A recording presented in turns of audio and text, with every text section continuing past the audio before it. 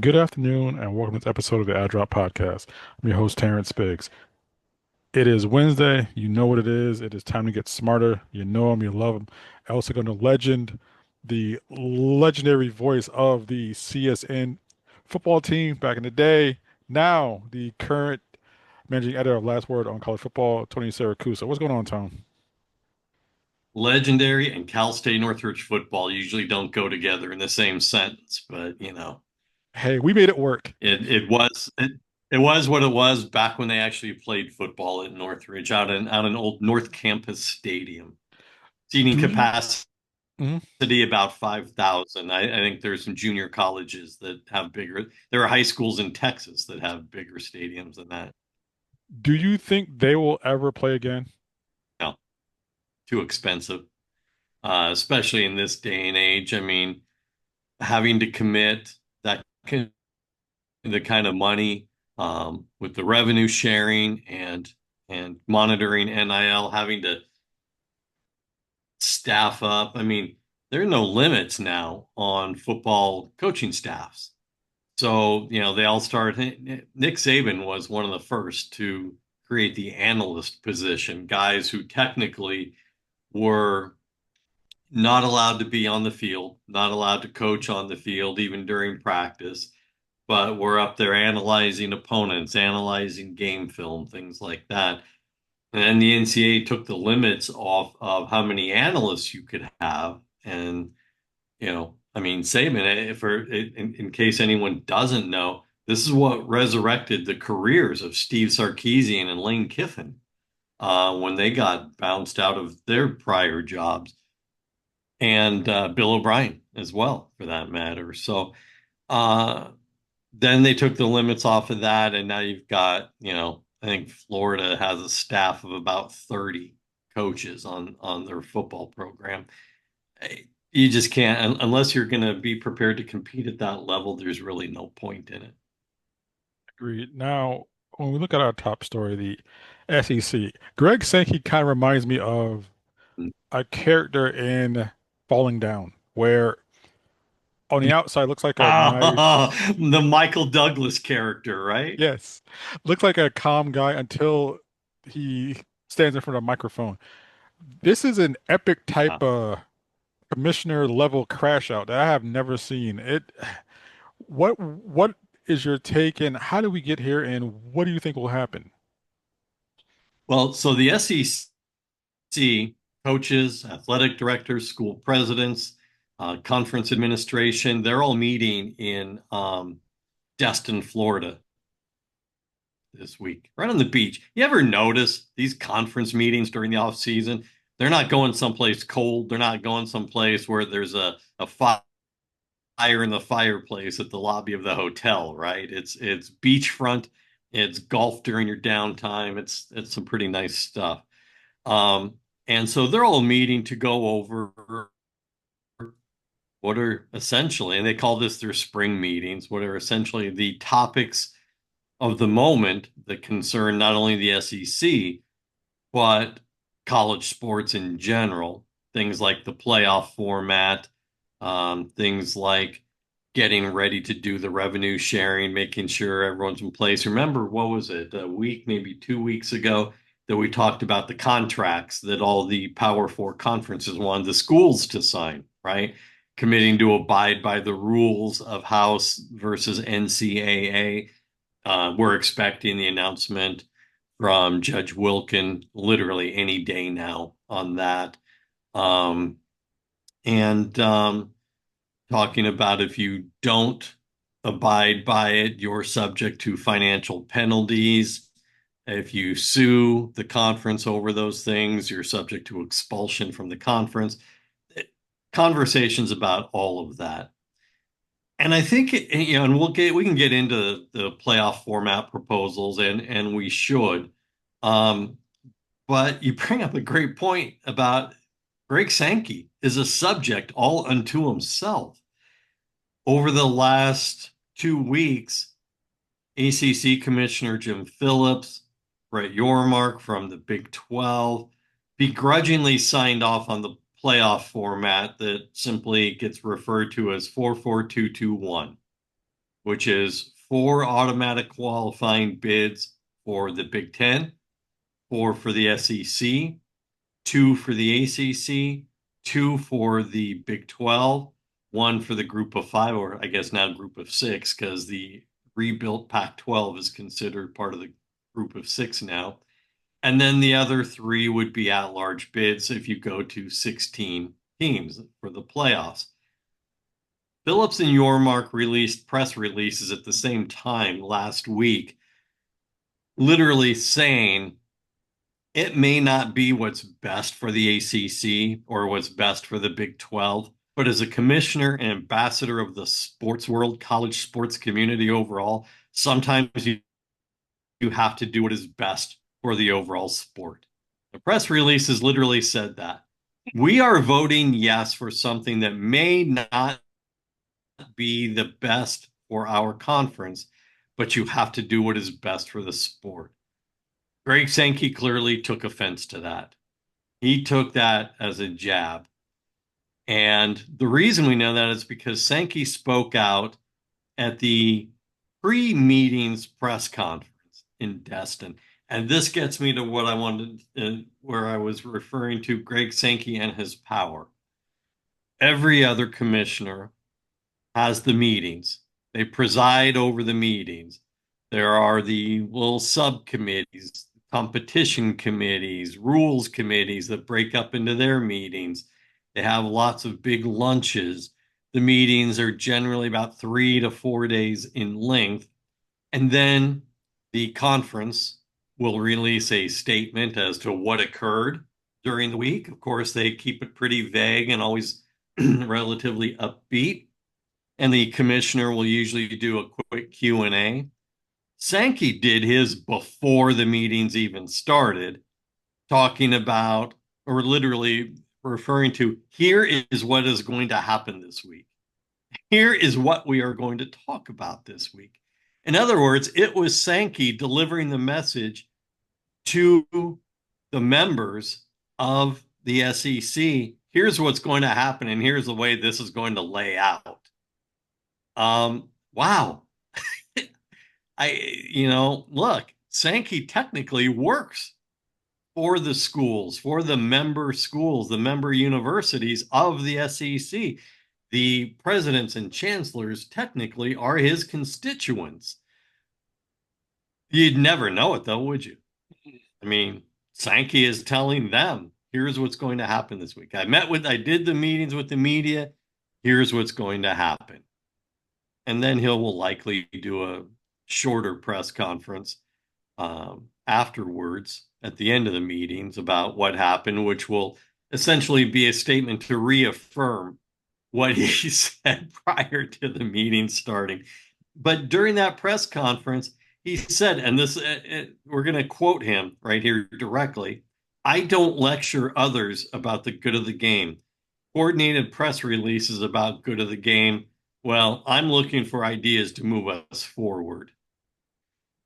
He clearly didn't like the tone from Phillips and Yormark, and I can't imagine Phillips and Yormark care because they're backed into a corner with any of these formats anyway. But that's we started, as you pointed out, with Sankey, and that was his tone as all of this started, as he takes greater control of college sports. Now, someone who covers SEC football, be it Auburn and be it Florida, there is a entitlement that I have noticed that not just runs through some of these schools, but runs through some of the media that covers said schools. Like Mm-hmm. it is their birthright to sort of sit at the head table of college sports. It grates on my nerves to no end to watch it unfold and to watch Greg Sankey. He's annoying to the fact of there's no need for the petulant tantrum. Especially when you're the king of the hill. You are already the anointed one for college sports. if and when college football pulls away from the NCAA, and I think we're probably only 2 to 3 years away from that, Sankey is widely considered one of the leaders to be the commissioner. If we have a larger group, a larger swath of college sports pulling away from the NCAA under this new College Sports Commission that comes with the House versus NCAA settlement, Greg Sankey is widely considered to be a potential down the road for the CEO position. So, yeah, I don't know why you got to slap back. Look, I always learned as a media person, you don't punch down. If someone has lower ratings than you do, if someone has lower standings than you do, if someone has a smaller audience than you do, and they're taking swipes up at you, you ignore it. You don't justify it. You don't rationalize it as, yeah, they're right, and here's my response. You just ignore it.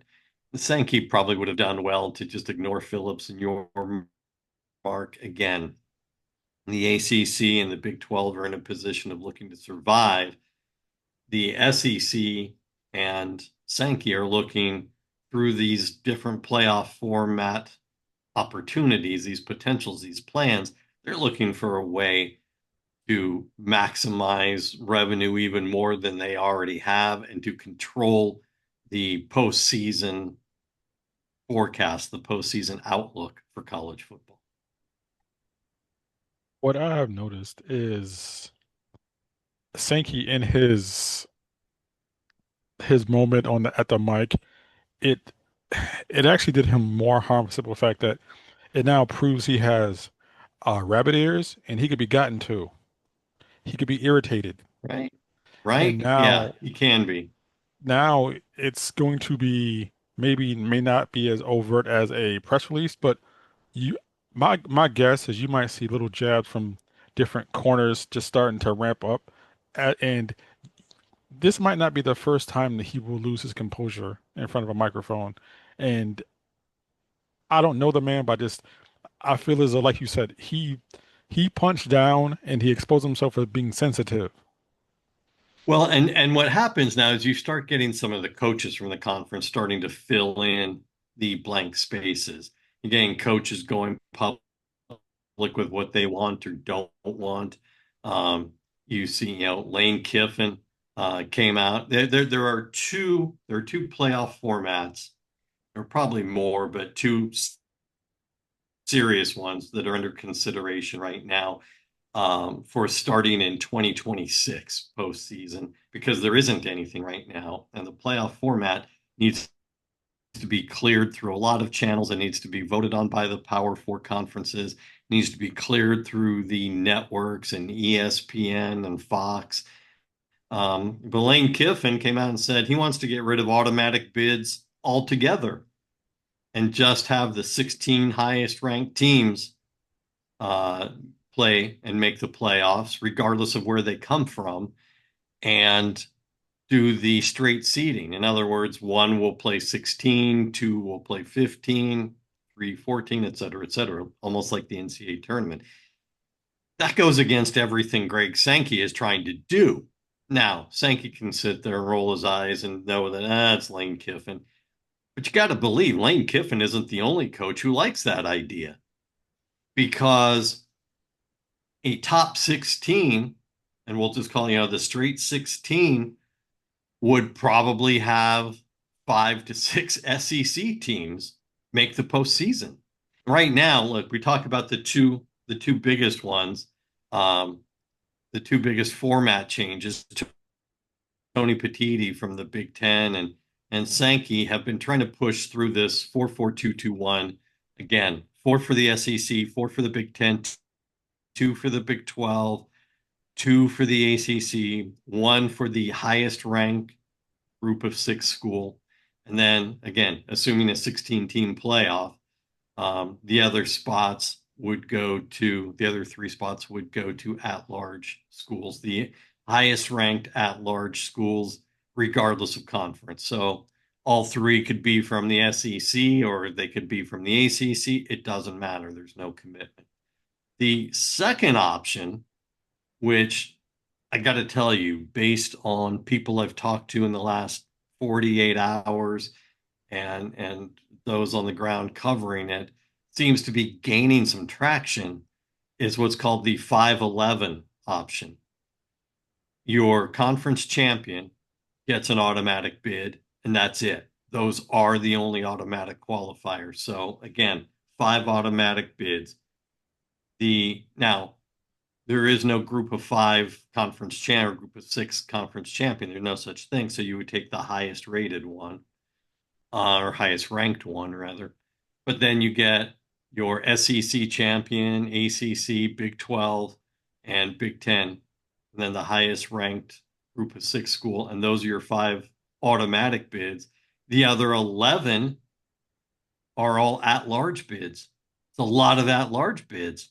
But again, the SEC and the Big 10 are looking at this from a standpoint of how do they get more teams in. They're not looking at it as what's best for the sport, what's best for TV ratings, what's best for the audience, what's best for the fans. Because hey, guess what? At some point, you got to ask what's best for the fans. Um, we're now asking fans to travel a lot during December and January to see postseason games. And, and I know people have hit me up saying, well, they do it in Division Two. They do it in, FCS. Yes, but they're playing in 20,000 seat stadiums in those playoff games. You're not asking to fill 75, 80,000 seat cathedrals of college football. It's not the same thing. So the travel during the holidays and having to plan in advance. I was at my wife's company Christmas party early December last year, and there were some Georgia fans. Knowing what I do for a living, they wanted to come up and talk to me, and they were not buying tickets for the early rounds. They were holding off until the semifinals or even the national championship game with their money because they're like, we can't do 3 weeks or 4 weeks or whatever, comes out in the wash with where Georgia was going to go. So we have to kind of plan ahead, and they're like anybody else. So again, is this easier for the fans with all these with all of these at-large schools? I don't know. I kind of like it actually better than predetermining that the SEC and the Big Ten are so much superior that we're going to give them a number whether their schools have earned it or not, because that 44221 is an assumption that that all these schools have earned it, that your top four in the conference have earned it. And I don't think that's a given in every year. Some years, yes, some years, no. But it shouldn't be a given, which is where, frankly, Lane Kiffin is coming from, saying, let's just take the top 16 ranked regardless of, I'm all for that. It's not going to happen, though. The conferences aren't going, there's no way Tony Petitti and Greg Sankey are going to agree to it. So we're going to get one of these two other ones. And then, proposals will be put in front of everybody. I think Phillips and Yormark, having already reluctantly, begrudgingly signed off on the 44221, I think they'll be fine with the 511. They're in a position of, in the one format, we're only going to get two and maybe an at-large team. Now, this way, you're guaranteed one, but a likelihood of more at-large teams. So this is an easier way for them to get three teams in, or four. I don't see four ACC teams making the playoffs anytime soon, but you can get three in this way, which again, then is more revenue for those schools, more revenue for the conference.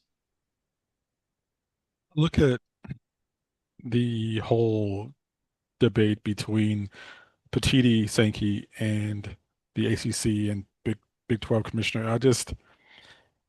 in a way, it's kind of interesting that Jim Phillips, who may have had the worst 2, 3 year stretch of any commissioner in the history of commissionership, right?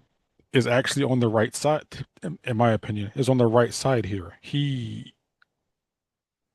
is doing the right thing for once, which is wild for him, but it's a matter of there's something just grating about watching one commissioner lord over the sport where at least Petitti, but to his credit, stays completely quiet, says Yeah, very little. yeah, yeah. Like, and I'm kind of wondering, is there a way for your Mark and Phillips to not convince Petitti, but kind of be able to work through him as a way of manage to combat what Sankey wants to put on the table? It's interesting because your premise of your question stands on Phillips doing something right, for a change. And here's the thing, Phillips has done things right in my estimation, but he's not a good PR person. That He's part. not he's not a good message person. He doesn't deliver the message either to his schools well or to the media well. He always gives the opening speech at ACC media days, and I've been to three of them now, and I leave his speech scratching my head, going, the hell was he thinking when he said some of this? Which then leads me to your point about Petitti. Petitti has just as much juice as Sankey does. I know that sounds crazy but here's my point. He's got the huge Fox TV contract. He's got part of the ESPN contract. He's got, as a matter of fact, when you look at the revenue, this is huge. When you look at the annual revenue reported by the conferences, this was about 2 weeks ago. The Big Ten was the number one revenue conference in the country. The SEC was behind them by about 75 million. The ACC, well, the Big 12 was next, and then the ACC, they were both behind by a good 150, 175 million. The point is, Petitti's got just as much juice. He's got Ohio State, right? I mean, he's got the reigning national champion, right? He's got Penn State. He's got these other schools that joined over from the Pac-12, and Oregon did really well last year. And the difference is he's not out in front of the microphones trying to push it all the time.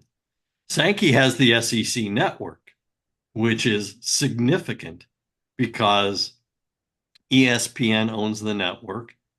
But of course, they're going to have Sankey on as a guest to talk about whatever. And of course, he's going to be on as a guest as often as he wants because essentially it's his network to run. It's ESPN's to own, it's Sankey's to run. And the SEC network does well revenue wise. Petitti is left with the Big Ten network, which, whatever, who cares? Doesn't do much. Phillips has the ACC network, whatever, who cares? It does even less. And there is no Big 12 network.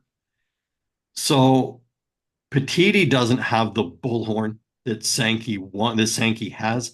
I also don't think that he looks for the bullhorn that Sankey looks to utilize, which is ironic because Petitti comes from the broadcast industry.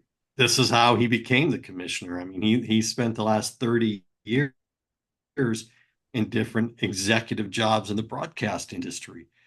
Petitti's got just as much juice, just not as much volume with the juice as Sankey does. So, do I imagine Phillips and Yormark having some meetings, having some conversations, or at least seeking to have those conversations with Petitti? I absolutely do. I think you hit on a great point there. I absolutely think it is um, that if we go to this 5 plus 11, I mean, Sankey was fine with it. He said, why wouldn't anyone be fine with that? It's a great option. Um, but that, of course, was before he got behind closed doors with his schools, and we'll see how it comes out. But I think it would benefit the ACC. I think it would benefit the Big 12. And so you want to push. And I think you can work with Petitti more than you can with Sankey. Sankey doesn't look to have partners. Sankey doesn't look to sign on. He has a partner in theory with the Big Ten because the reality is, while we say they're Power Four conferences, it's really Power Two. It's the Big Ten and the SEC, and then everybody else. Um, but it really is those two. And so Petitti by default is his partner, but I don't think Petitti is his partner by choice. Now, I know the last time we spoke, we mentioned how a school like Vanderbilt will just sit there, be quiet, and just be happy they're still in the process. Sure. You look at the SEC. Well, actually, when you look at the Big Ten, let me more like, are there tiers to which schools may have Petitti's ear most? Um, Look, I think, and this is true of any conference. I think if you're Rutgers, I think if you're Maryland, you know, from a competition standpoint, leaving the ACC was one of the worst things Maryland could have done. From a revenue standpoint, it was a no-brainer. They're making double what the top of the heap in the ACC is making. Um, are they the same drain on the Big Ten that Vanderbilt is on the SEC? I would say they're probably even more of a drain because Vanderbilt at least has a good baseball program. They at least show up in some sports, right? What does Rutgers show up in? Really? I mean, I don't want to hear about Greg Schiano having a 6-6 season. Whatever. Um, Maryland. I like Mike Locksley. I think Mike Locksley could be a good coach, but I don't think Maryland can be a good football program. So, and what is Maryland good at right now? I mean, competitive within the conference sometimes, some weekends in basketball, maybe. Yeah. Um, but so they're really an even bigger drain than Vanderbilt is on the SEC because they're really not bringing anything to the table. And you look at that in terms of this context, and Sankey brought this up as well, that the idea of college football or college sports as a whole leaving the NCAA. And Sankey said there will be questions. He said there are people in my rooms asking, why are we still in the NCAA? And there's a very real answer to it. The answer is because the NCAA has the broadcast rights for many years still to come for March Madness, um, for the women's basketball tournament, for the college baseball World Series, college softball World Series, all big audience draws and big in-person draws as well. Um, and I can't see the conferences wanting to run those events, wanting to put the events out to bid every 5, 6, 7 years. Look, man, it's taking 6 months. Yeah, almost 6 months. We're almost into June. We'll say 5 months from the time the championship game was over. It's taking them 5 months to get a football playoff format and sell it back to the networks. And we're not even close to having it done yet for next season.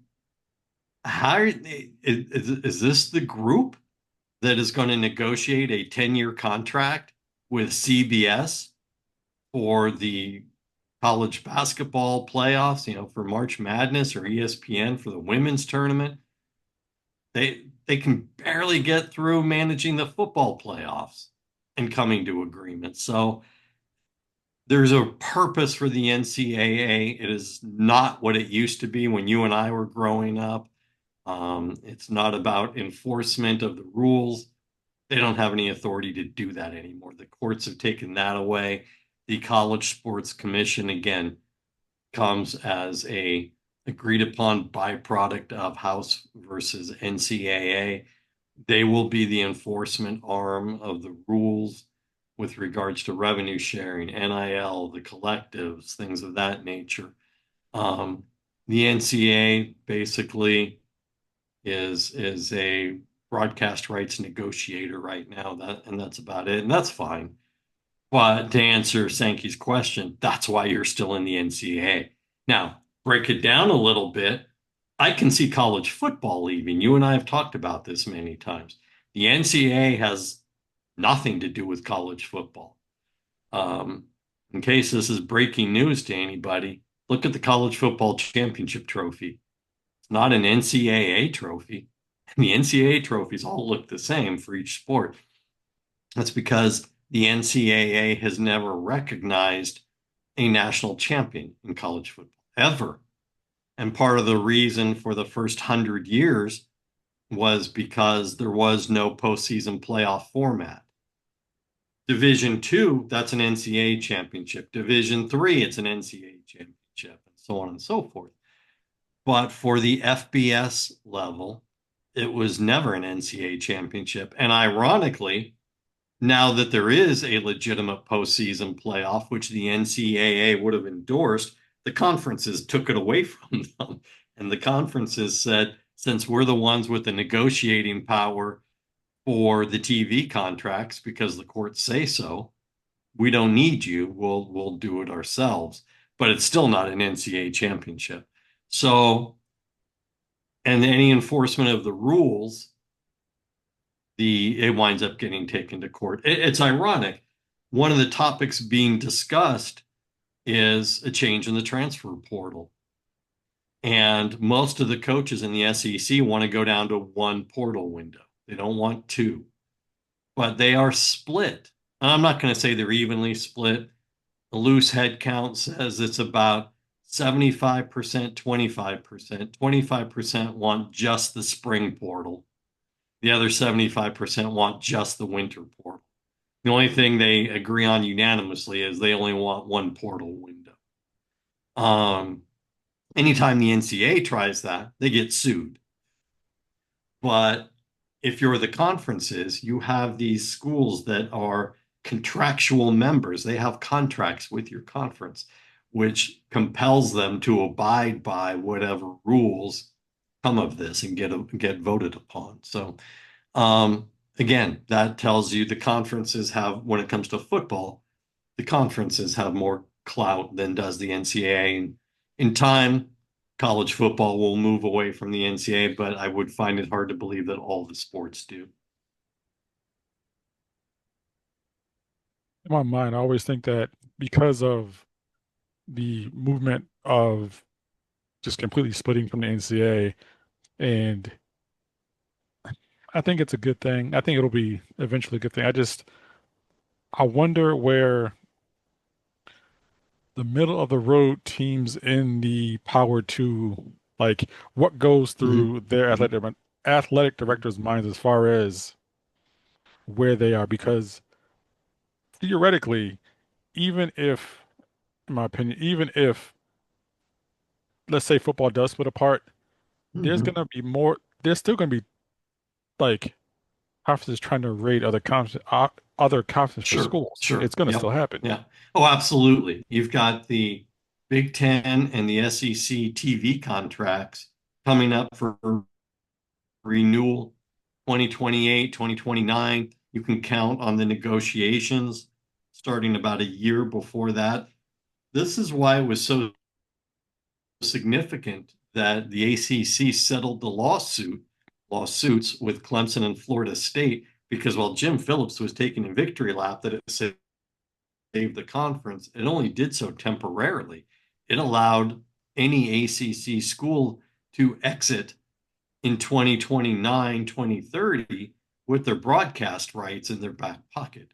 So you can expect there's going to be, as the Big Ten and SEC start their new negotiations in 3 years, there will be some looks at Clemson and North Carolina and Florida State and Miami and so forth.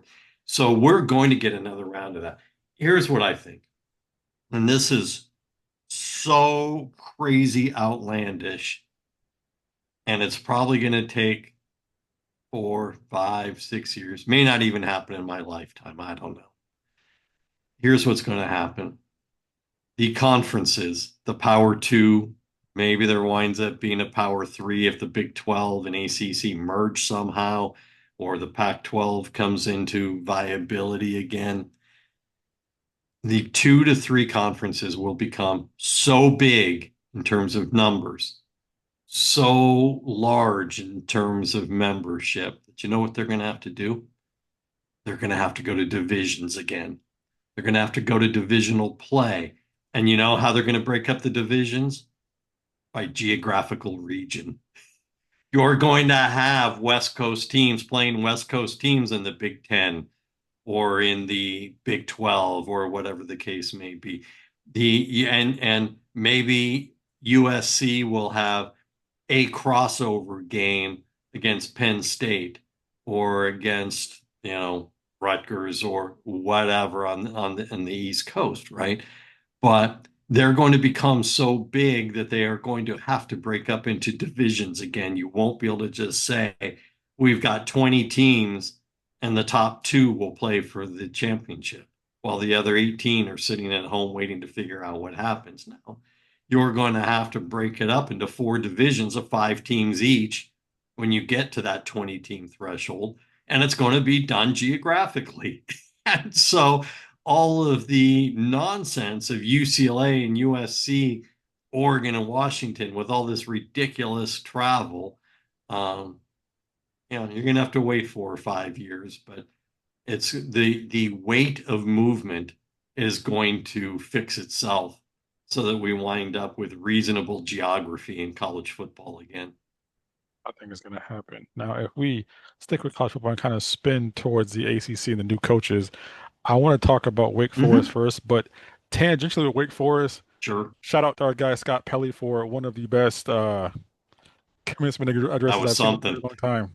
That was something. Standing ovation, that phenomenal, and to see the reaction of people freaking out does a does a heart good. You know It's what? And I'm just going to say this. Look, whether you like what Pelly said or not, that's fine. He said it. Some people aren't going to like it. Some people clearly don't like it. That's fine. And that's okay. Scott Pelly, I like the fact that Wake Forest had a renowned media person, a reporter, a journalist. Um, I mean, he's from 60 Minutes. He's the senior guy at 60 Minutes at this point, and we're talking to about 60 Minutes when I grew up watching Mike Wallace and Morley Safer and Ed Bradley. I always liked Ed Bradley. yes, Dude always did the cool stories. He always had the earring in yes, and did the cool stories about Wynton Marsalis, or Branford Mars and his brother, and yeah, he always did the cool stories about some great artist or musician or whatever. But that someone had a significant take, like it or don't. I like the fact that Wake Forest had somebody of that significance. Because I gotta tell you, when I graduated, the very unpopular governor of California at the time, George Deukmejian, was the keynote speaker at our graduation. I gotta tell you, man, we were all falling asleep. So I can appreciate someone going up. Look, Maryland had Kermit the Frog, and there was a big meltdown over that because people did not understand that Jim Henson was a graduate of the University yes. of Maryland. And this was, I believe, the 50th anniversary of his graduation from the University of Maryland. So I thought that was pretty cool. Um, and I like when you get the high-end, big-name people at your graduation. I think college graduations deserve that. Agreed. I like it. I like the fact that he spoke to not just the students, but it was a message that people needed to hear, and I hope Mhm. that it definitely gets taken heed of. But staying in Wake Forest, Jake Dickert, Mhm. I know, like as someone as you're someone who covers him, just for me, the outside, I'm excited about this Wake Forest team. Like I'm not sure how many games they will win, but I'm excited about from what you have wrote, from what just it's. not even being a fan, it's just something different up there, or I should say down there. It And it's is. just, It is. what do you think has been the biggest change? I think the biggest change has been in kind of the tone and tenor of the program. Dickert's a young guy. He's in his mid 40s. He's only been a head coach for 3.5 years. He is a career coach. He's a lifetime coach. He's been an assistant five, six different schools. His 3.5 years as head coach were all at Washington State. You remember Nick Rolovich was fired from Washington State in 2021 for failing to comply with the state employee COVID rules. So about halfway through the season, he was the defensive coordinator and he was named the interim head coach. He went 3-3 the back half of the season, named the full-time head coach. He went 20-17 over the next 3 years. It's not some phenomenal record, but he did all right. And Washington State was a tough play, always has been a tough place to recruit. But he was also doing it at a time when the Pac-12 was dissolving and made it even look. Pullman is not an easy place to recruit to. I've been there. For a lot of people, the easiest way to get to Pullman is to fly into Boise, Idaho, of all places, and take your rental car and cross the state border. It's a tough place to recruit. And even Mike Leach had a hard time recruiting up there. He was just very creative with what he did with what the talent he had. Um, but then Dave Clawson retired in mid-December after 11 years at Wake. He'd been 4-8 each of the last two seasons. And frankly, he had systemic burnout. He was burned out on the portal and the collectives and NIL. Hard to blame him. So the Monday after that final regular season game, Clawson told the administration that he needed a couple of weeks to ponder his future. The administration talked to him and said, "That's fine. Take whatever you need because we hope you stay. But please understand, we have to start looking at replacements for you because we can't have you wait 2 weeks to retire and then start the process. We won't get anybody." So they were meeting with coaches, some of whom were not going to be a contingency choice, but Dickert was good with it. The decision from Clawson came about 10 days after he told the administration he needed that time. I think most Wake Forest followers were expecting someone with ties to the Southeast or the Mid-Atlantic, and Dickert has none. He's a Midwest guy. Almost all of his ties are in the Midwest. I think we talked before about him being from Wisconsin and went to Stevens Point. And so this kind of came out of the blue a little bit.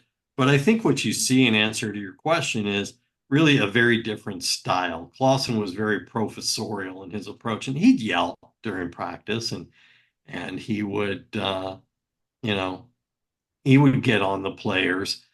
But Dickert is a pumped up guy. Dickert comes out of the locker room running as fast as the players do onto the field.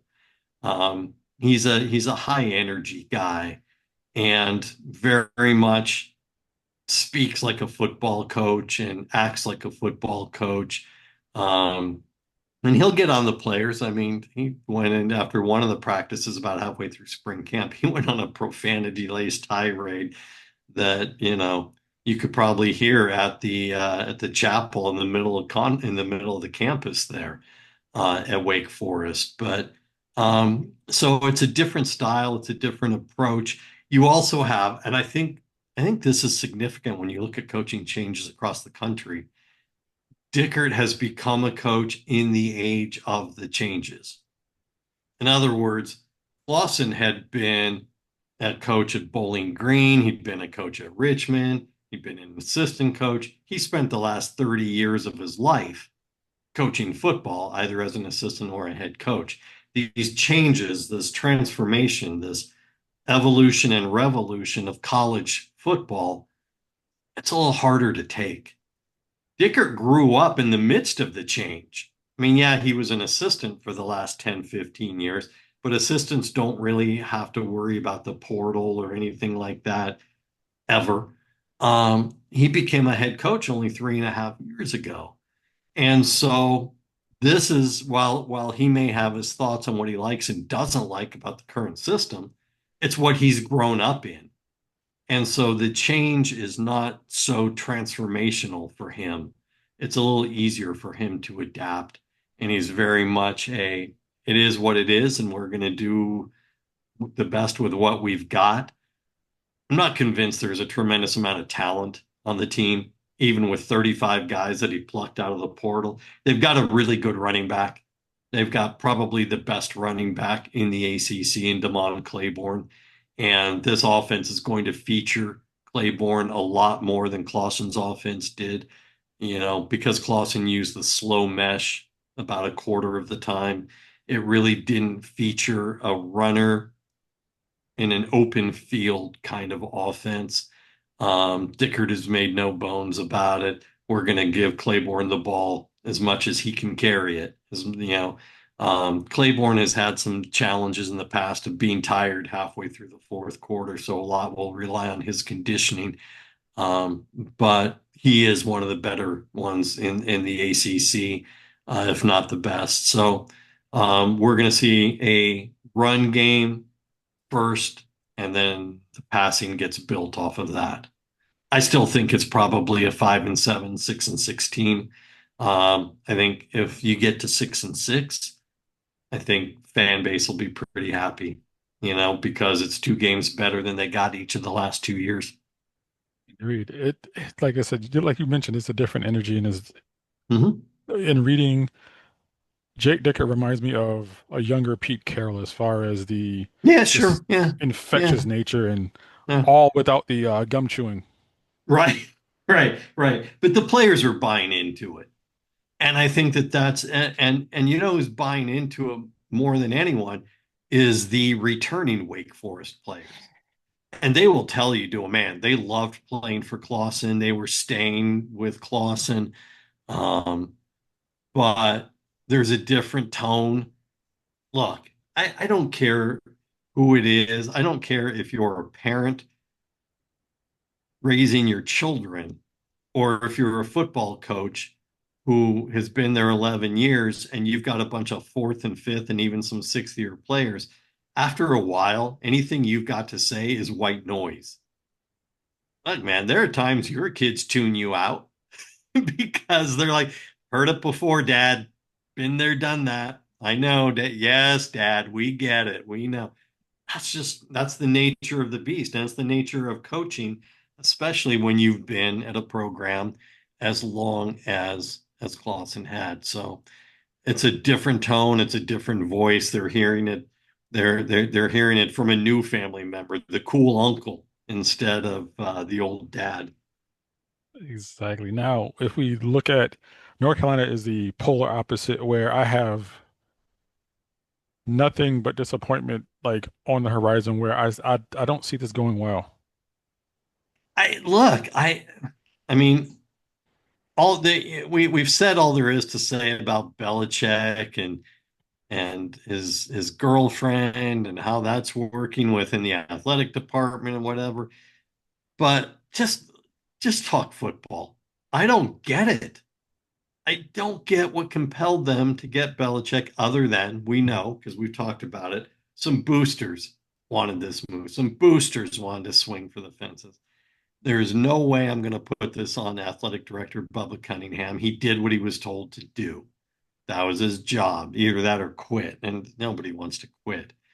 Um, but we don't know anything about this program.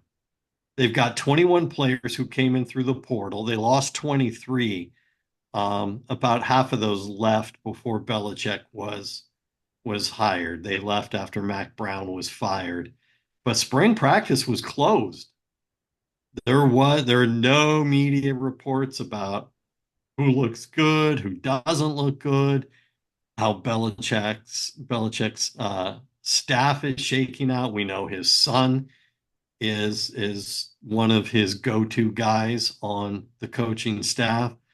He's getting paid 10 million per year with a 10 million reciprocal buyout, but that drops to 1 million in a couple of weeks here. Um, and I know there are rumors that he won't even be here to coach his first season. Yeah, he will. He'll be here because he's got nowhere else to go right now.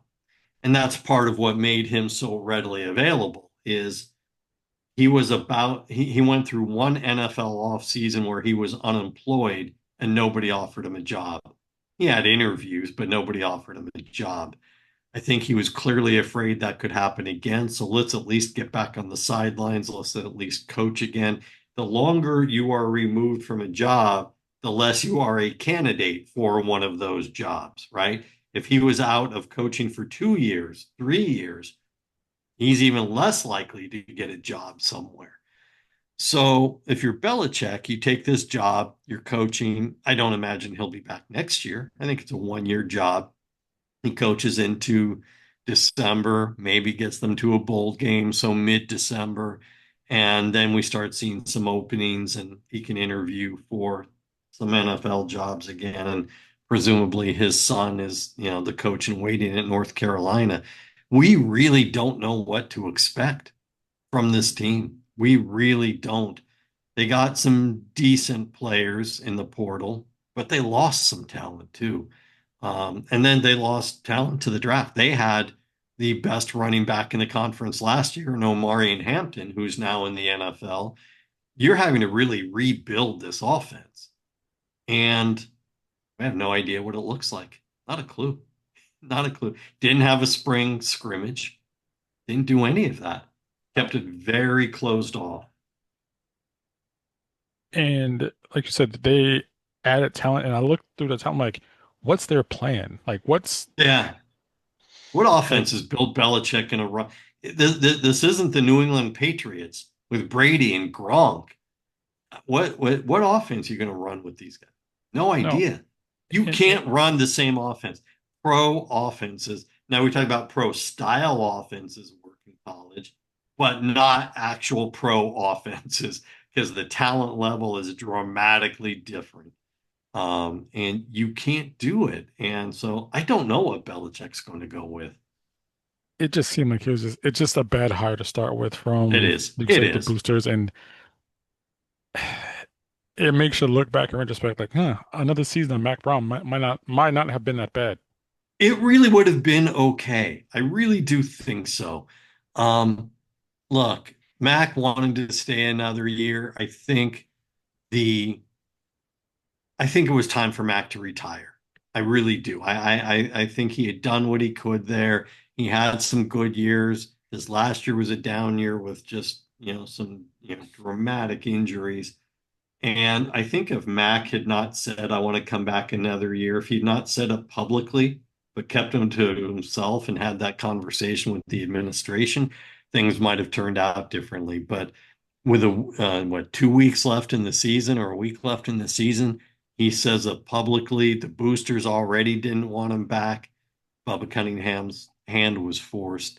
I think everybody from Mac to the administration to the boosters to Bubba all could have handled it much better, and Mac probably would be there another year, really almost for a transitional year, which would have given North Carolina the chance to go find a good up and coming established coach instead of getting a 75-year-old retread. Closed off practices, so we have no, like you said, we have no idea what they're gonna run. It Nope. just it does it's a recipe for that 5-7, 6-6 at best. But it's funny because we talked about it, when you look at the Wake Forest 6-6, f viewed far better and far more positive. Yeah. Yeah, boy, that's a great point. That's a terrific point. Wake Forest fan base will be happy with 6-6. North Carolina is going to look at a 5-7 or 6-6 with a presumption that they lose their coach at the end of it Exactly. and say, I have no idea where this program is going. I don't know what the direction is of this. We look at Stanford, they're hiring Frank Reich, or they hired Frank Reich. That's an interesting one because I think Andrew Luck as a GM made a smart move. It was time to get rid of that coach who had a long history of just being utterly abusive to Yeah. administrative staff, where I wasn't sure how long it would take Luck in his role as GM to kind of put his stamp on the team. This Right. helps clean up a lot of mess. How do you see Frank Reich at the collegiate level trying to deal with a Stanford team who is they're limited by how good they are academically as a school? Sure. Well, it's interesting. We just talked about North Carolina, and if they had kept Mac Brown, they could have had a transition year, right? Mac's last year and have a transition to look for an up and coming coach. That is essentially what Stanford is doing because Frank Reich is only there for 1 year. He's made it clear. Stanford has made it clear. He's only there for 1 year.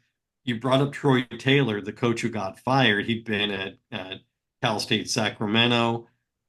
It was assumed he knows the landscape, especially the Bay Area. Not the Sacramento's the Bay Area, but it's close enough. Recruiting California, but he went 3-9 in his first 2 seasons at Stanford. Could have been back for a third season, but he faced an investigation, like you said, for bullying staff, bullying office employees, even players. He'd had that reputation at Cal State Sacramento. Um, the Mighty Hornets for those California State University fans. Um, and so, but he was fired on March 25th, and that put Stanford in a tough, tough spot. Spring camp was starting in 2 days. So, what do? If you hire an assistant coach, if you make the offensive coordinator or the defensive coordinator the interim coach for the year, you're basically committing to them as your potential head coach if they go 6-6. On the heels of back-to-back 3-9 seasons, 6-6 looks tremendous. You're then basically having to commit to them to say, all right, well, hey, dude, improved by 3 games in a tough spot. He's the new head coach. Whether you want him or not, you're basically committing to that as a possibility. Bernard Muir is the athletic director at Stanford. We've joked before that everyone at Stanford is paid for with an endowment. So I don't actually know what his real title is. It's the whatever Terrence Biggs Family Endowment Director of Collegiate Athletics at Leland Stanford University. I don't know, something like that, right? So, but Muir is retiring. He is leaving at the end of the academic year, which is in about a month, which meant he wasn't really in a position to go find the new head coach. Look, the GMs that are being hired, Andrew Luck, Ron Rivera, the person at Alabama who is reportedly making $700,000 a year as a GM. The GMs were not designed like professional sports GMs, hire and fire and do whatever. They were brought in to manage the revenue sharing, the transfer portal, the collective, all of those logistics to take it off the plate of the head coaches. It is too much for a college football head coach to have to manage that and coach college football. Far too much. That's what the GMs were supposed to do. That's what Andrew Luck was brought in to do at Stanford. However, this panel, this investigative panel, said Troy Taylor's got to go. The president of the university signed off on it. Bernard Muir said, I should not be the one making the head coaching decision. I'm leaving in a few months. And they have not named a new athletic director yet. That left it to Andrew Luck.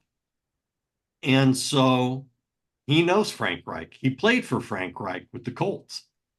And, look, Reich doesn't exactly have a sterling record in the NFL. He was 41-43 as a head coach between the Colts and his 1 year with an asterisk at Carolina, where he never even made it out of his one season. He was 1-10 and fired before the season ended. So he gets a partial season there, but he coached Andrew Luck. They know each other. So he's going to be an interim. Um, he is really there as a placeholder, try and run the program, try and teach these guys what it takes to get to the NFL, the work product, and all of that. But It is a transitional hire. He has no interest in, he could go 10-0 or 10-2 in the regular season. He has no interest in staying for another year beyond this. He's made it very clear. He's basically doing Andrew Luck a favor. What kind of talent does Stanford have? Not much. Really not much. 6-6 would be a miraculous season. I'm looking more to 4-8 for them. Um, it's tough with Stanford. Look, there are a lot of schools that have high academic standards. Stanford's are unrelenting and unbending. David Shaw used to talk about that. And you and I have talked about this before. I loved my sit downs with David Shaw when I covered the Pac-12. The guy can talk about any subject and is always willing to do it. But Shaw would say, look, man, if we're not going to compete, this is going to be an impossible job. He was not allowed to offer a scholarship to anybody until they'd already been accepted by the admissions department. That meant he was behind the calendar that everybody else was operating off of. Everyone else is operating off, hey, I'm going to offer you a scholarship. We'll work with admissions, see what happens make sure you get me your transcripts.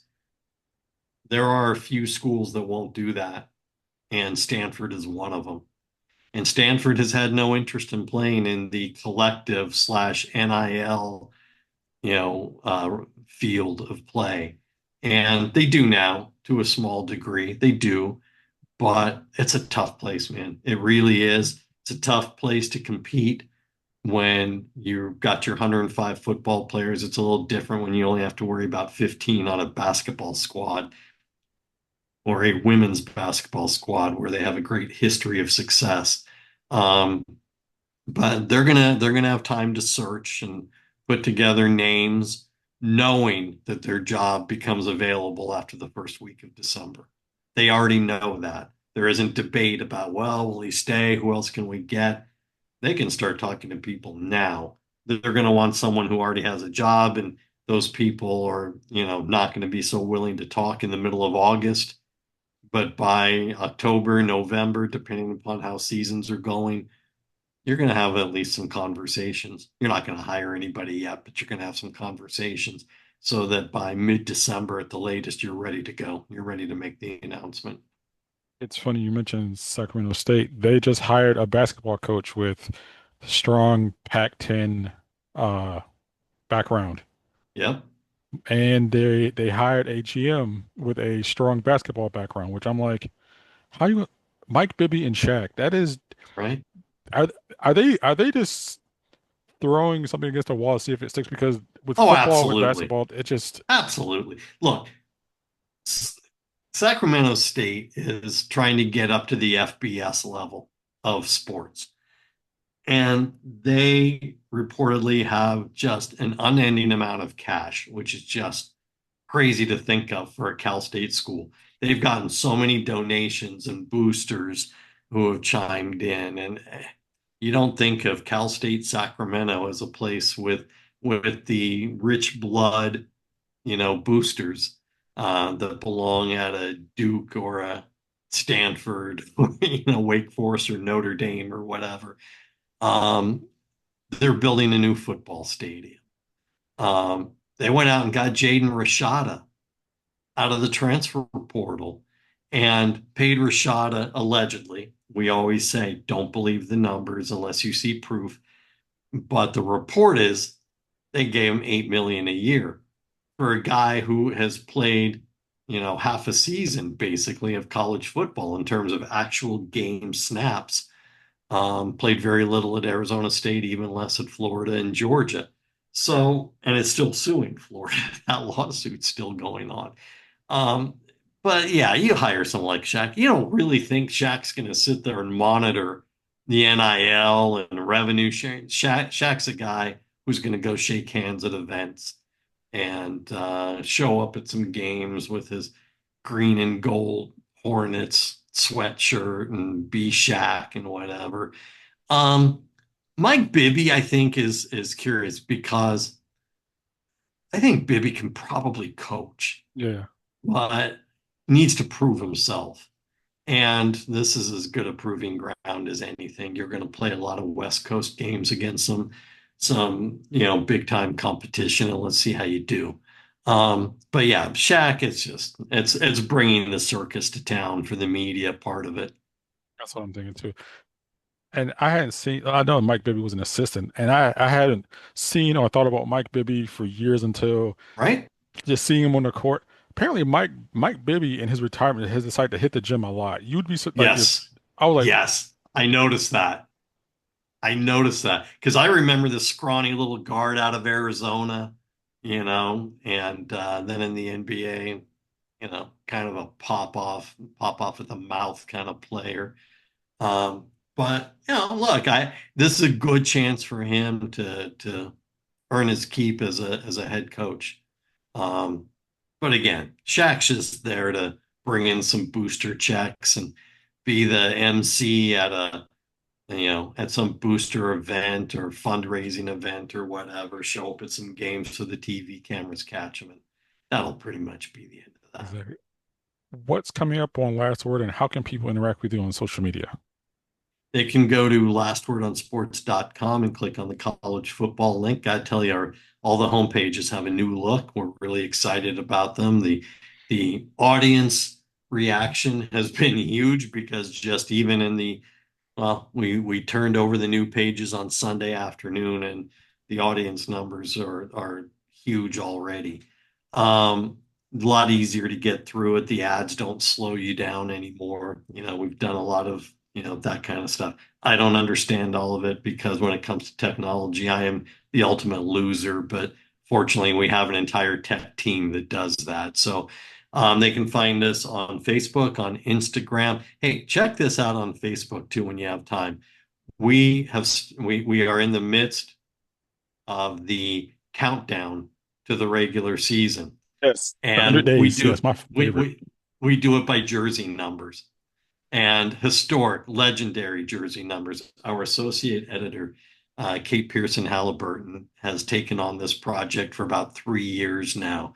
And, when you're seeing, some of the absolute legends from the 40s and 50s up to the 70s and 80s. I think we had Jerry Rice on the other day for Day number because 88. yeah, 88 because we were 88. And these are all as their college players, has nothing to do with what they did as a pro.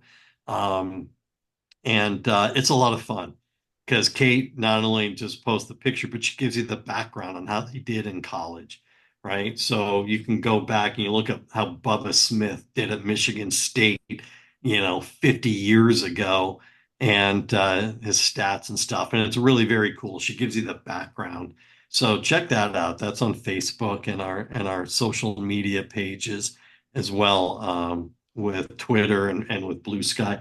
The other thing we have coming up that we are starting this weekend is our best of series, and we do this every year. It's the best returning players by position by conference, Nice. and we are very specific about this. The rules are they have to have come from within the conference. So if you're the Big 12, when we're looking at the Big 12 linebackers, there may be a really good linebacker who's returning from another year of college football, but he transferred from outside the Big 12. Nope, doesn't count. They can be transfers from within the conference. They don't have to be with the same team every single year, but we're looking at the best returning players by position within each conference. So we're starting that this weekend, and the cool thing is it comes from all of our writers. It's not just our Big 12 writers doing it. We got guys from the SEC and the ACC. There will be a couple in there from me going through this as well because that's who we are. We do our research, we do our homework on a broad scope national basis. Really proud of the work we do, not just being confined to our individual conferences. So there'll be a whole series of that position by position over the course of about 2 weeks. And then we'll head to the Big Ten and the ACC and the SEC, which by the time we're done, it'll be conference media days and time to start covering those. So we really enjoy doing this series also. I once asked a friend of mine who's a chef, where do chefs eat? He's like, if you find out where chefs eat, that's the place you want to eat. Yep. last word on college football is like, where do the writers read, or who do the writers read? So it's, I mean, it I is appreciate that. That's from kind of front you. I appreciate that. from front to back. It's a hell of an experience. Tone, as always, thank you so much for joining me on this episode of the Ad Drop Podcast. Glad to do it, man. Be well.